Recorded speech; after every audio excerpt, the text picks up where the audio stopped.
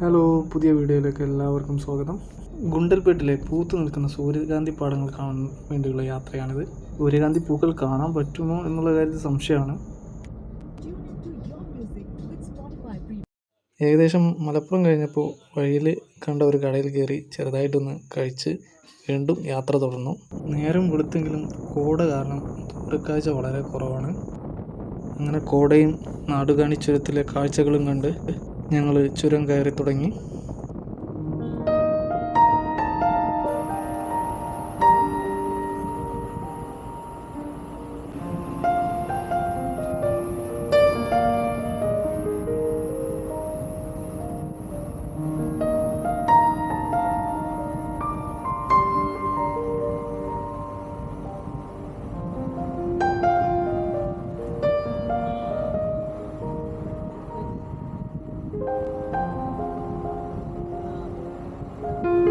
കുറച്ചു ദൂരം മുന്നോട്ട് പോയപ്പോൾ വയലത ഒരു ആന നിൽക്കുന്നു. ജീവിതത്തിൽ ആദ്യമായിട്ടാണ് ഇങ്ങനെ ഒരു അനുഭവം. ആ പോയ വണ്ടിക്കാരൻ തന്ന ധൈര്യത്തിൽ വണ്ടി മുന്നോട്ടെടുത്തു. ഭാഗ്യത്തിന് ആനയുടെ ഭാഗത്തു നിന്ന് യാതൊരു പ്രകോപനവും ഉണ്ടായില്ല.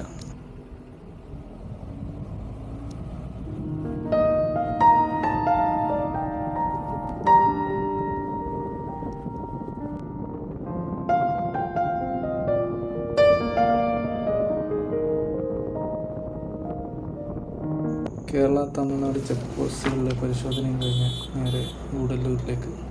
ഗൂഡല്ലൂർ ടൗണിൽ നിന്നും നേരെ മൈസൂർ റൂട്ടിലേക്ക്.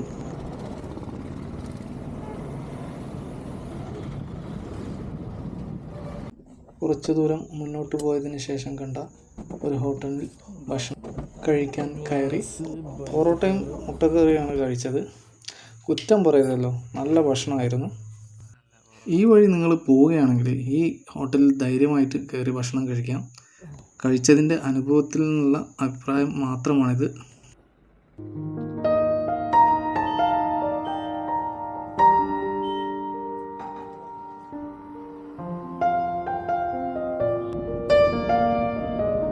നേരെ മുതുമലൈ കടുവ സങ്കേതവും ബന്ദിപ്പൂർ കടുവ സങ്കേതവും പിന്നിട്ട് ഗുണ്ടൽപേട്ടിലേക്ക്.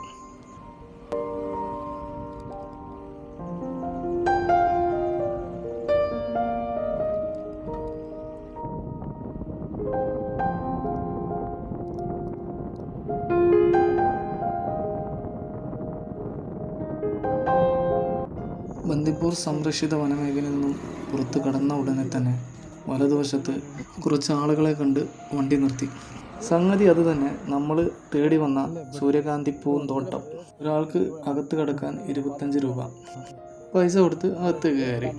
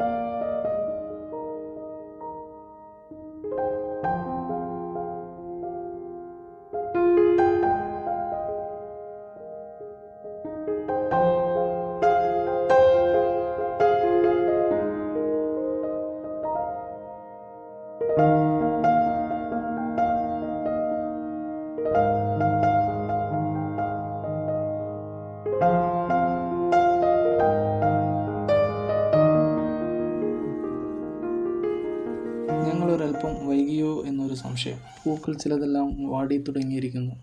ഞങ്ങൾക്ക് വേണ്ട കുറച്ച് ഫോട്ടോയും വീഡിയോ ഒക്കെ എടുത്ത് പുറത്തിറങ്ങി.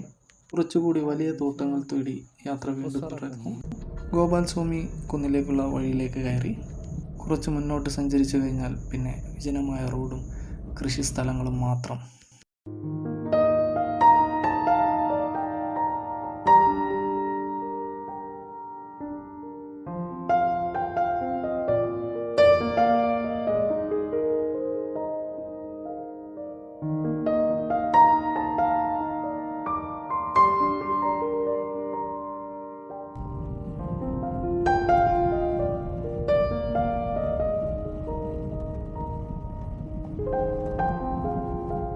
വഴിയിൽ തിരക്ക് കണ്ട് വണ്ടി നിർത്തി. തോട്ടത്തിലേക്ക് കയറാനുള്ള പ്രവേശന ഫീസായ 20 രൂപയും കൊടുത്ത് ഉള്ളിലേക്ക് പ്രവേശിച്ചു. സൂര്യകാന്തി പൂത്തു നിൽക്കുന്നത് കാണാൻ ഇവിടെ വന്നിട്ടുള്ളതിലധികവും മലയാളികൾ തന്നെയാണ്. പിന്നെ കുറച്ച് ഉത്തരേന്ത്യക്കാരും. ഒരുപക്ഷെ കൃഷി ചെയ്താൽ ലഭിക്കുന്നതിനേക്കാൾ പണം ഇവർ ഇങ്ങനെ സമ്പാദിക്കുന്നുണ്ടാകാം.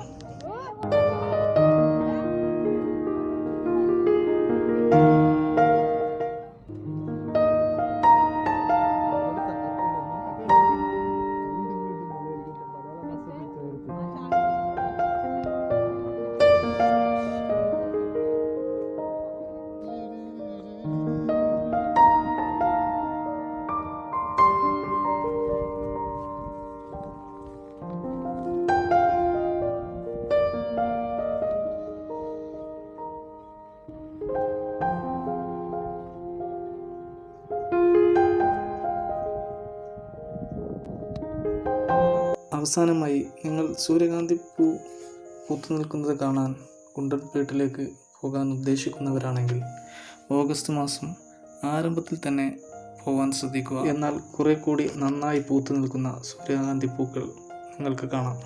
വീണ്ടും മറ്റൊരു വീഡിയോയിൽ കാണാം. ബായ്.